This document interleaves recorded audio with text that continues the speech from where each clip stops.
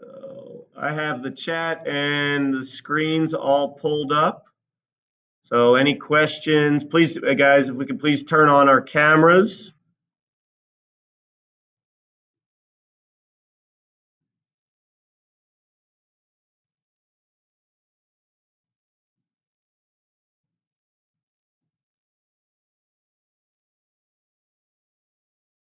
Oh, all right.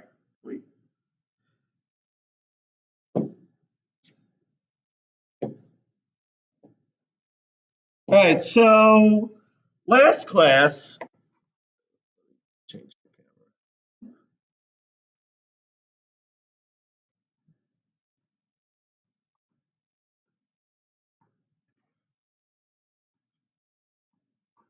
All right, so last class we talked about the Freudian personality structure, okay, the id, the ego, and the superego. The idea that the id is the part of us, part of our personality that we are born with. Okay, it is animalistic, it is primal, it is just looking for sex, aggression, survival, all these things. Okay, the second part of our personality to develop is the ego, the decision maker, the mediator, the part of us that everybody sees that exerts control. It starts to develop around age 1.5 or so when we start to gain more control over things.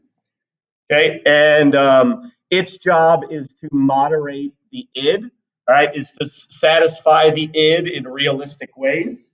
And then finally, the superego, which is our conscience, okay, morality. And we could think about it as like if if the id is like Las Vegas, it's like the Vegas Strip, just kind of like wild, anything goes. Then like the superego is like Tehran, Iran, right? So like two different ends of the spectrum. Right. And then we talked about the psychosexual stages, but you all don't really need to know a whole lot. Just the keywords that I gave you there. Now, what we're going to talk about is what are called defense mechanisms. Now, as we've said, with psychoanalytic theory, there is very, very little to no scientific evidence that's backing any of this up. Okay. But if Freud was correct about anything, okay, it is at least a couple of these defense mechanisms. Okay, and what's funny is actually, if Freud was correct about anything, it's probably these. Freud didn't come up with most of these. His daughter Anna came up with most of these. But so defense mechanisms are, and a lot of these are going to be familiar to you. Okay, defense mechanisms are the way that the ego, right, reduces anxiety by distorting reality. Essentially, the ways in which we convince ourselves of things, like if we do something wrong and we somehow convince ourselves that we did something right, we justify it somehow, right? These are the defense mechanisms. What Freud said is we use these when the ego gives into the id. When we do something that, yes, well, we have a Nearpod. Okay? That's why you gotta be on time.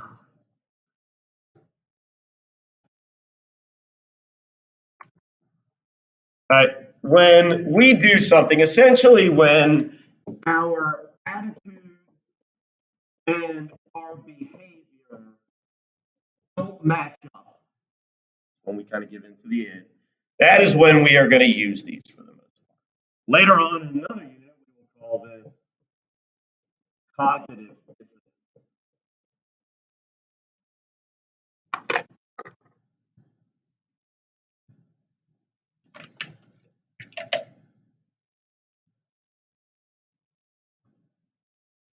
Now, according to Freud, these defense mechanisms happen in our unconscious, meaning we are never aware that they are happening. In reality, we probably know a lot of times when we're doing these things, whether we admit it or not, most of the time, when we're lying about something or whatnot, we know that we're lying. Okay. We just maybe convince ourselves that we don't. So there are 8 of these. They're going to sound a lot harder than they actually are because the names are kind of strange. All right. But I'll give you some examples and I want you to come up with your own. And then we're going to do some practice on them. Okay. But they're not as hard as they seem. All right, so we'll give you a little scenario. All right, so let's say that we got Brandon here, cool dude. All right, and he's dating Jasmine here, obviously a hottie. All right, and then she breaks up with him and starts dating him, nerd. Okay, and so that's gonna make Brandon feel a lot of things. Okay, feel upset, anxious, what's going on here? All right, why is she going for this dude? So he may use some defense mechanisms here. So the first one, these first 2 are pretty straightforward. The first one is what Freud referred to as the cornerstone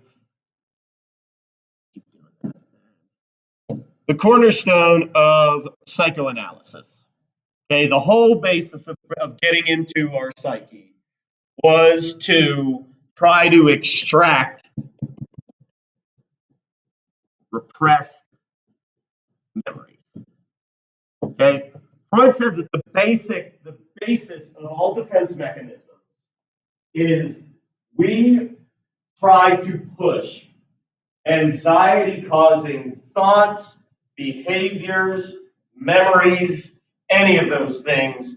Okay, we try to push those into the unconscious. We repress them so that we are not consciously aware of them. And then the whole idea of psychoanalysis was to try to get them out, try to figure them out. And this is what was great about Freud. Hey, he could just make shit up, and that was psychoanalysis. Okay, he tell you that, well, you have this, blah blah blah, right? As we have talked about, repression is not a real thing. Okay, in fact, traumatic memories, which would be part of this, we tend to remember even more vividly. Okay, but this idea caught steam because it was an easy way to kind of explain emotional problems and whatnot. But we've talked about it before in terms of like with these repressed memories. A lot of times what has happened, so we'll use the Catholic Church, for example. In the 80s, when it started coming out that all these Catholic priests have been molesting kids, all these people started having these memories of it in therapy. And they're like, oh my God, all these repressed memories, I forgot about this. What it turned out was, well, a lot of them were false memories that were implanted by the therapist. And we talked about how easy that is. So, repression, cornerstone of psychoanalysis, not a real thing.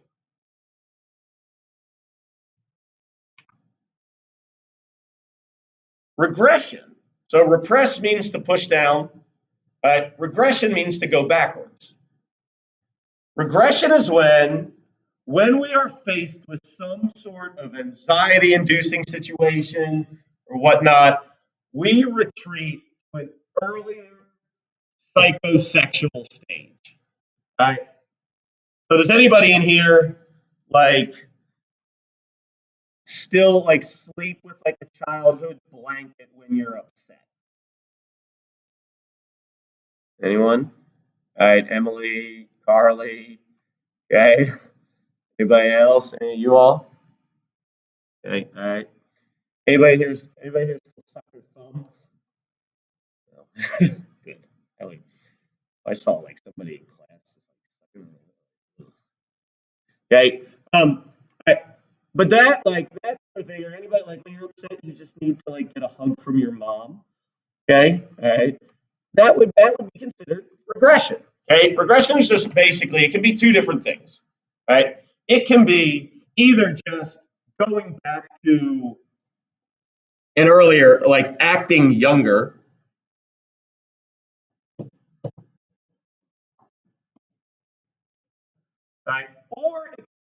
something like when you are anxious, you bite your nails. Now, when you're anxious, why might biting your nails when you're anxious be an example of regression from what we talked about last class?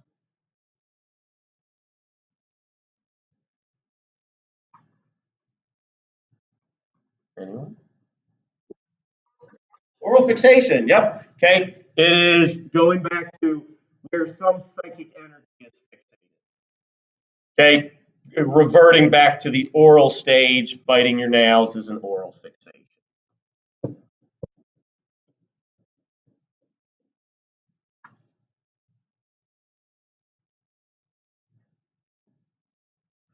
Okay.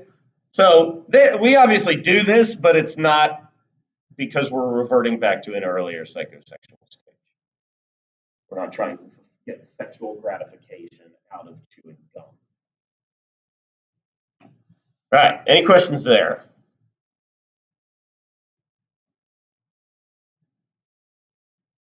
All right. Now, those first two are pretty straightforward. So they get a little bit more complicated, but just because the names get more complicated. All right. Reaction formations.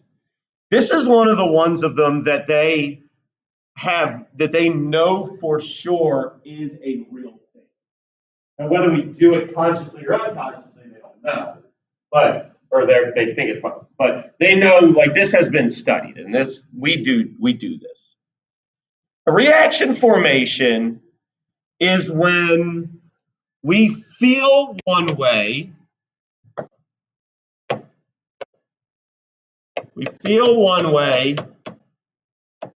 and that causes that causes us anxiety, and so we act in the opposite manner. Quote Missy Elliott, you put your thing down, flip it, and reverse it. Okay. Okay. So, for instance, all right. So Brandon claims that he hates Jasmine. He really loves her. Let's say that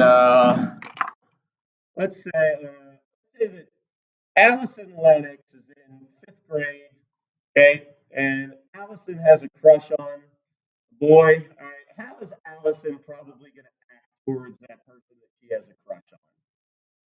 What's she going to do?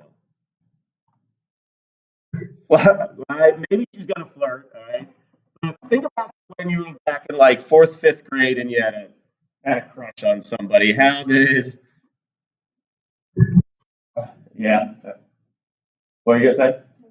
I pick on them, be mean to them. Yeah. Okay. That's a reaction formation because remember at that age, maybe some of y'all were spitting game in 4th, 5th grade, and it's like, all right, but I think for most, like you're that age, like you're not really sure, like you have a crush on somebody, but I don't think anybody else has a crush on anybody else, right? Because people are kind of embarrassed to talk about it. Everybody has a crush on somebody at that age, but it causes us anxiety, so we act in the opposite manner, okay? Because that helps with the anxiety of it. Let's see. Yeah, a really like one that's used all the time is like a parent, if it's like a young mom or a young mother, like teenage pregnancy, and she's like very bitter towards the child for like taking away her life or whatnot, but feeling like that towards the kid causes her anxiety, and so instead of acting that way towards it, they act in the extreme of like being really overprotective and like overindulgent and stuff like that. So if your parents are really overprotective, it would mean that they just don't like you. No, I'm just kidding. That probably doesn't happen a whole lot. Okay, all right. Can anybody think of any other good examples of reaction formations?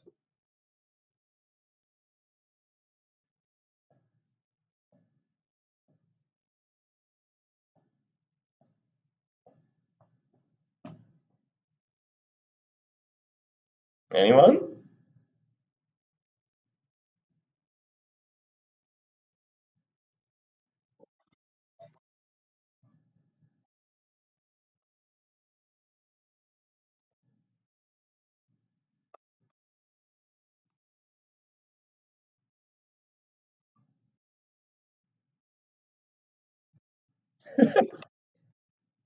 Um, I guess it could because you feel bad about not wanting to give them any, so you then offer them some. Is that the idea behind it? It generally has to be whatever you feel, it causes you to feel anxiety or whatnot. So instead of acting that way, you act the opposite. Okay, all right. Being scared to talk in public, so you talk really, really fast. All right. Sometimes my friend acts like we don't care about him, so we actually care about him. Okay, all right, maybe, yeah, I guess so. All right, how many of you all have ever been really nice to somebody that you don't like? Okay, all right, you like Carly now, yeah. All right, most of us have done that before, okay, because we're like, all right, I'm around this person, I can't be mean to them, so you're like, oh, maybe even over the top nice to them. All right, that is a reaction formation. All right, anybody else got one? This is one of the really important ones that you need to know.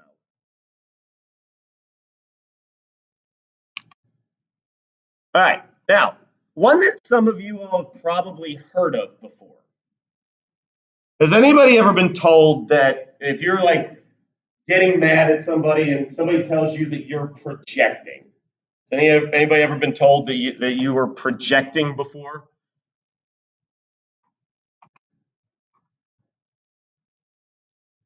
Anyone? Any of y'all? Yeah, Juliana, you have. What does that mean? Exactly. Okay. All right. Projection is when, okay, projecting is when you feel a certain way, all right, and you put your emotions or your problems or whatever onto somebody else. A lot of times that's what it is, where you're like putting your own shit onto somebody else. People are like, don't project your own problems onto me, right? This is projection. Think of it like a projector screen. If you're the projector, right, and you're projecting it out, all this stuff out onto somebody else. All right. So like Brandon tells everybody that Jasmine still really likes him. All right. That's because he still really likes her. Um, there's something called the false consensus effect that I think we've actually talked about before. Like unit one, did I mention it? The surveys. False consensus is we we have a belief about something, and because we believe it, we assume that everybody else believes the same thing. Like if we like a movie, we assume that everybody else likes that movie, whatnot. That is an example of projection. Okay, or like a man that a husband that is like sneaking around on his wife, and then he's always like acting like he's really suspicious of her for cheating, always being like very untrustworthy of her when he's actually the one doing it. That is projection. Okay, projecting what he is doing onto somebody else. Um, how many of y'all have ever been in an argument with somebody before and and you're like getting mad, and they're like, "Calm down, don't get mad." And you're like, "I'm not getting mad. You're getting mad." Okay, all right. Projection. Okay. All right. Anybody else think of another example of projection?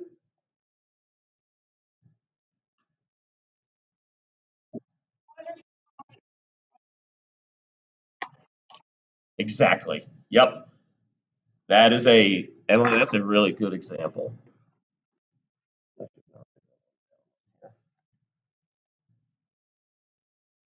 Anybody else got one?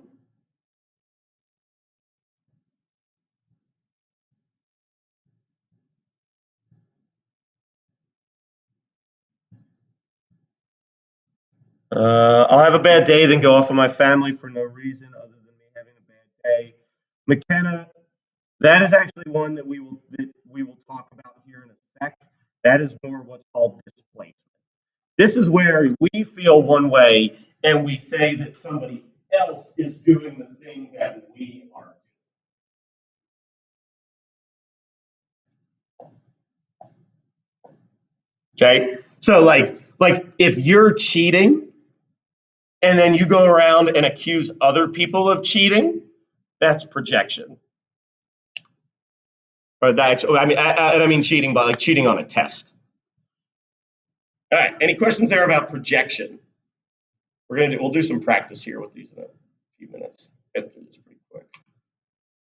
All right. One that I think most of y'all know what this is: rationalization. Rationalization is when we just try to justify things. Okay.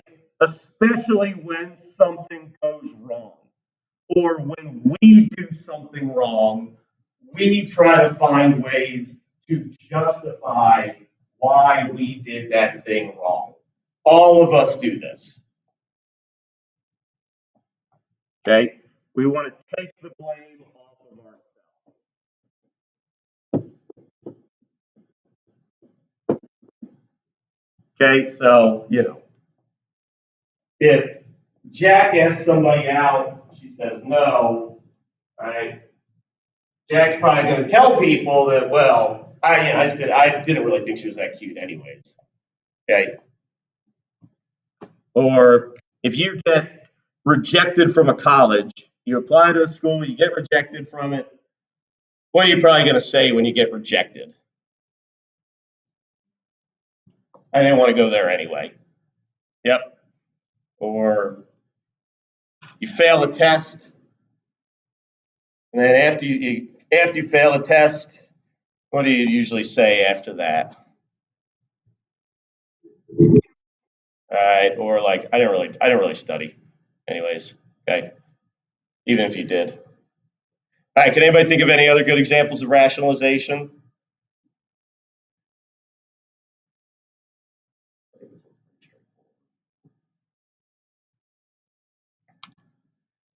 All right. Displacement. All right. Displacement. I think displacement and projection get confused the most often. Okay. Projection is when you just put your own shit onto somebody else. Right? Displacement is when you take out your aggression on something that is not threatening. So let's say that one of my lacrosse players gets let's say that Finley McLeod gets mad at me about something. Okay. Finn can't come up to me and be like, fuck you, Hook, like, because that would just cause her, and not that Finn would ever do anything like that. Okay. But it would, because I'm the coach, and it would just cause her probably too much anxiety to do that. All right. So instead of, she's mad at me, but then instead of taking it out on me, she goes and maybe takes it out on Carolyn Creppen, who's the only freshman on varsity. So, Finn's a sophomore, so she can punch down at freshmen. So she takes it out on something less threatening. Okay, we do this because it would cause us too much anxiety to take it out on the actual, too much anxiety to take it out on the actual thing that we are angry at. Okay, and we do it because we want to avoid negative consequences. So is anybody here like a big door slammer? Like when you get mad, you just stomp around the house and slam doors and whatnot. Okay, Haley, you are okay. Anybody else? Yeah, Juliana, you are. All right. Yeah,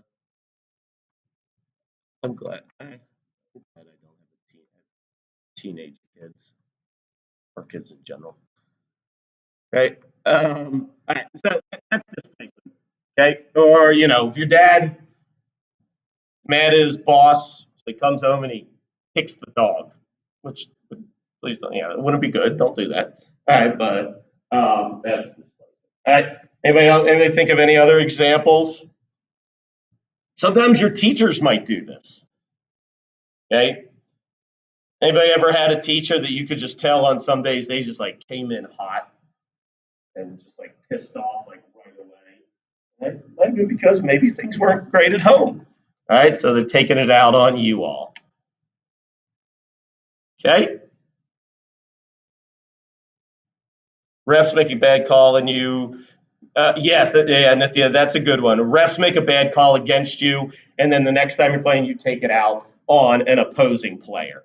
Yep, that's a good example.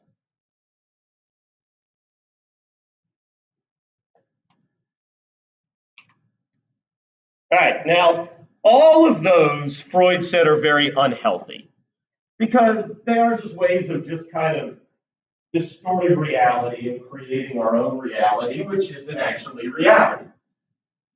There's one healthy defense mechanism, though.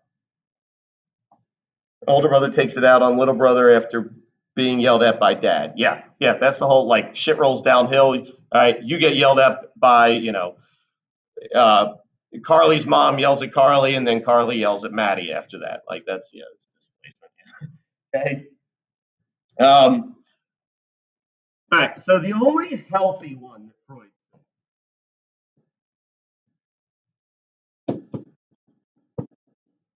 is what is called sublimation.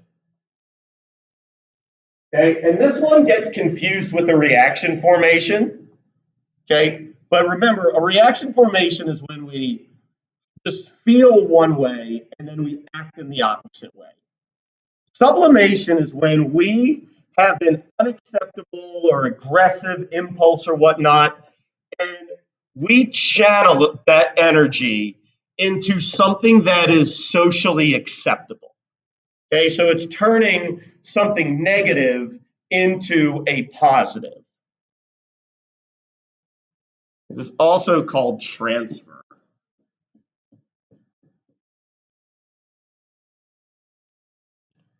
So, for instance, like if you have like really strong, like bad sexual urges, right? And this is actually a real example. They found this before. Really strong, like bad sexual urges, and you turn those into like paintings.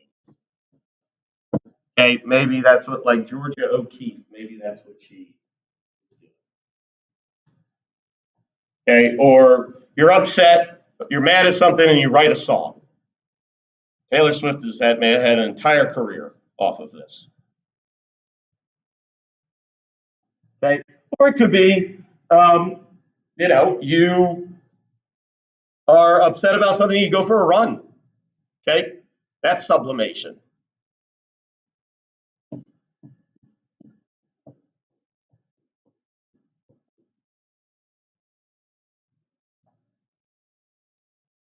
Okay, so it's turning something bad into something that is socially acceptable. There's the example of famous quote from the judge that sentenced Ted Bundy to death. And Ted Bundy was his own lawyer in court. And the judge said to him, he was like, son, like, you could have turned like you're this who you are into, you could have been a really, really good lawyer. But instead you went down a different path. Like the idea of like Bundy could have turned that like aggressiveness that he had into being a good lawyer because he was actually a pretty good, he defended himself relatively well, but then he went down a different path of murdering 27. So it's like saying if life gives you lemons, make lemonade. Yeah, that's a good example, Nithya. Okay, life gives you lemons, make lemonade. Okay? All right, and then finally, last one, denial. I think everybody kind of knows what denial is. All right, but denial is when we just refuse to believe that something is true. Even though deep down we know that it's true, we just deny it. Okay? If, husband's coming home late every single night and the wife won't admit that there's obviously something going on, She's in denial about it. Okay. A lot of this is just like we are just making up excuses for it.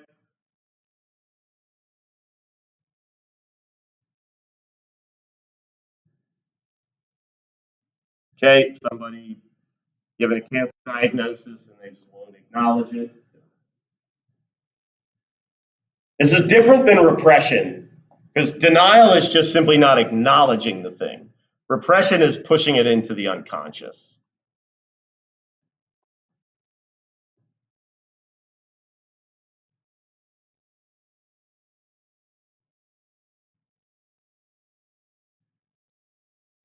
Okay.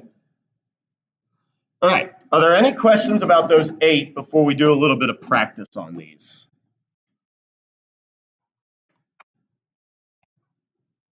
All right. So I think I just have like 12 questions. I think it's just a poll. Okay. And this will be a participation grade.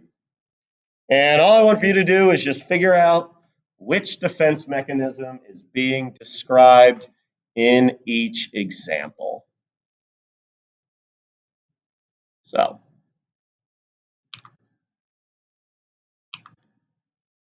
if you want to go back and we're not going to watch this right now, but if anybody's ever seen this Key and Peele skit, it's pretty good, and it's actually using a bunch of these different defense mechanisms.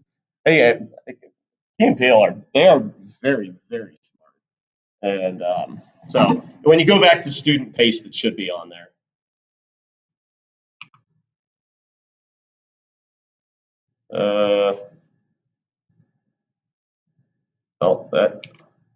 Oh crap.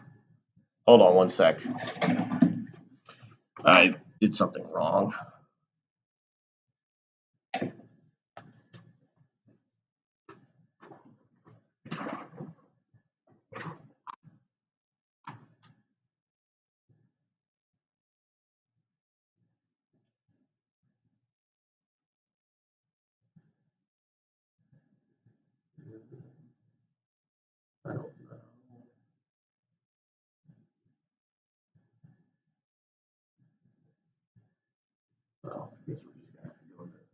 I think it's because I can't copy and paste.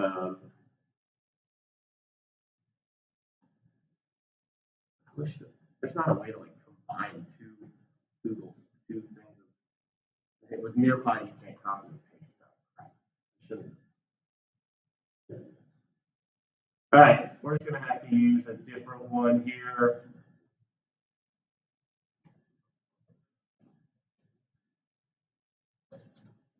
Okay, all right. So you're gonna have to go open up a new window. Stay on the Nearpod that we were on. All right, but open up a new window, and here is the code for this Nearpod. AYRMK. Okay, there you go.